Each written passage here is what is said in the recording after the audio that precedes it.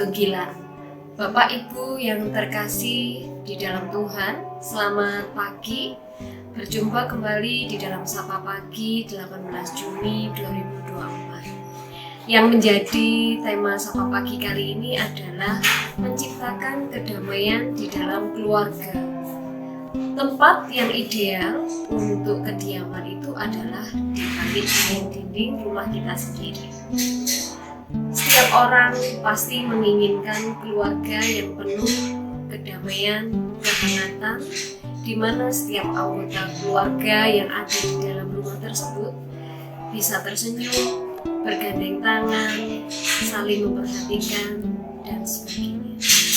Namun realitas yang kita hadapi sekarang justru sebaliknya. Setiap anggota keluarga memiliki kesibukan masing-masing, sehingga tidak ada lagi kepedulian dan kebersamaan. Kita mungkin pernah membaca tulisan "Home is where I'm with you".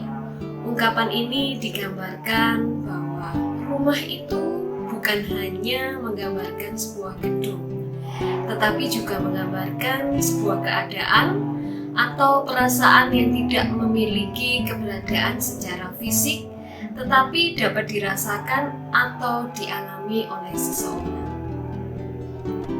Seorang anak bahkan jarang bertemu dengan orang tuanya yang notabene tinggal satu rumah dengannya. Ketika si anak pergi ke sekolah, orang tua tertidur lelap. Ketika si anak pulang, orang tua belum pulang bekerja. Ini realitas yang terjadi di dalam keluarga. Anak tersebut tidak mengalami rumah sebagai home is where I'm with you. Tidak ada relasi yang terjalin antara anak bersama orang tuanya di dalam keluarga.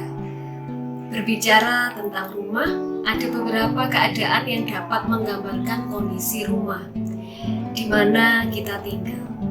Saya memiliki definisi tersendiri mengenai keadaan-keadaan tersebut. Yang pertama, saya menyebutnya rumah es. Rumah ini menggambarkan kondisi para penghuni rumah yang bersikap dingin satu dengan anggota keluarga lain. Lalu yang kedua adalah rumah hotel. Rumah ini menggambarkan kondisi relasi anggota keluarga di dalam rumah yang hanya hadir sesaat atau lebih suka menghabiskan waktu di luar rumah. Kemudian rumah ketiga adalah rumah kebakaran. Rumah ini menggambarkan relasi di antara para penghuninya, mungkin sudah hangus terbakar. Kemudian yang keempat adalah rumah musim dingin.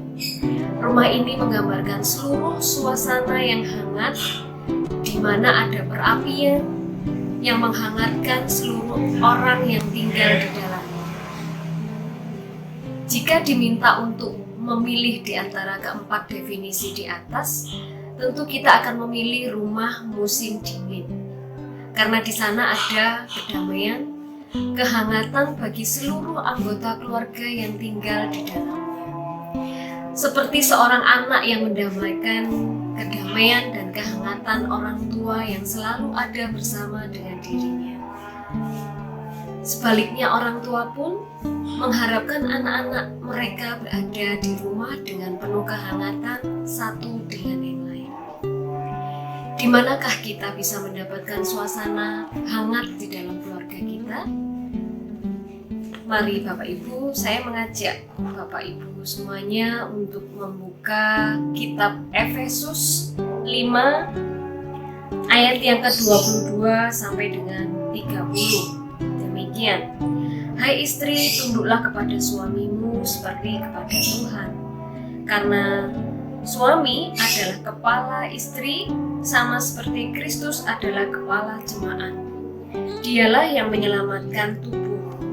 Karena itu, sebagaimana jemaat tunduk kepada Kristus, demikianlah juga istri kepada suami dalam segala sesuatu.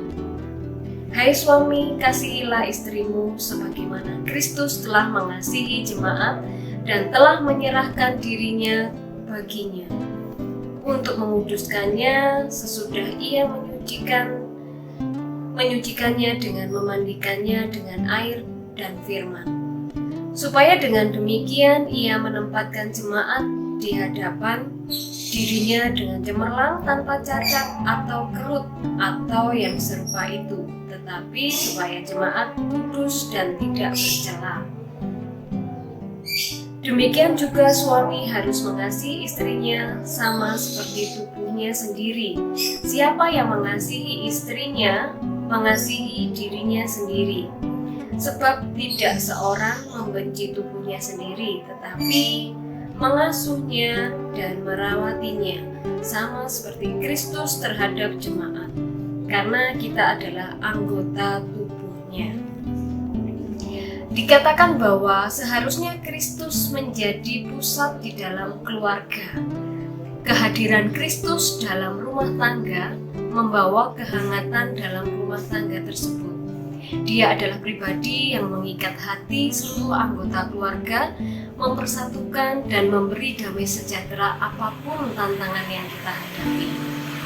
Kehangatan seperti apa yang telah Kristus berikan kepada kita dalam sebuah keluarga? Tentunya kehangatan yang penuh dengan kasih. Pembentukan sebuah keluarga bukan hasil keputusan seorang laki-laki dan seorang perempuan semata. Namun sejak Allah menciptakan dunia, Allah berinisiatif untuk membentuk sebuah keluarga. Allah sendiri yang juga telah memberikan teladan mengenai cara kita menjalankan rumah tangga. Ia menyebut dirinya sebagai Bapa, dan umatnya adalah anak-anaknya. Hubungan antara Bapa dan anak itu harmonis. Allah Bapa dengan penuh kasih membimbing mengajar kita dan melatih kita sejak dari kita mulai percaya kepada Tuhan hingga kita menjadi orang yang beriman yang dewasa. Dia tidak pernah berhenti mengasihi kita, namun anak tidak pernah membenci Bapa. Anak akan selalu mengasihi Bapa dan belajar kepada Bapa. Sebab kasih yang terjalin adalah kasih yang kekal. Untuk itu Bapak Ibu, kehadiran Allah Bapa sangatlah penting di dalam keluarga kita. Mari kita semua bersama-sama belajar untuk menciptakan kedamaian di dalam rumah tangga atau di dalam keluarga kita. Terima kasih, Tuhan Yesus memberkati. Mari kita masuk di dalam doa, mari kita berdoa. Bapa di dalam surga, terima kasih Tuhan, kami mengucap syukur untuk Sapa Pagi hari ini yang mengajarkan kepada kami untuk kami boleh menciptakan kedamaian di dalam anggota keluarga kami, menjadikan rumah tangga atau rumah kami penuh dengan damai yang diliputi oleh kasih-Mu dan Engkau sendiri sebagai sang kepala di dalam rumah itu. Untuk itu Tuhan, mampukan kami di dalam setiap anggota keluarga kami untuk kami boleh saling mengasihi satu sama lain antara orang tua, ayah, anak, istri, sehingga kami boleh merasakan damai itu ada di dalam keluarga kami. Terima kasih ya Tuhan, bila sebentar lagi kami akan menjalankan aktivitas kami, kiranya Tuhan senantiasa menyertai, menjagai kami, sehingga kami beroleh damai sukacita yang daripada-Mu. Terima kasih ya Tuhan, hanya di dalam nama Tuhan Yesus kami sudah berdoa. Amin.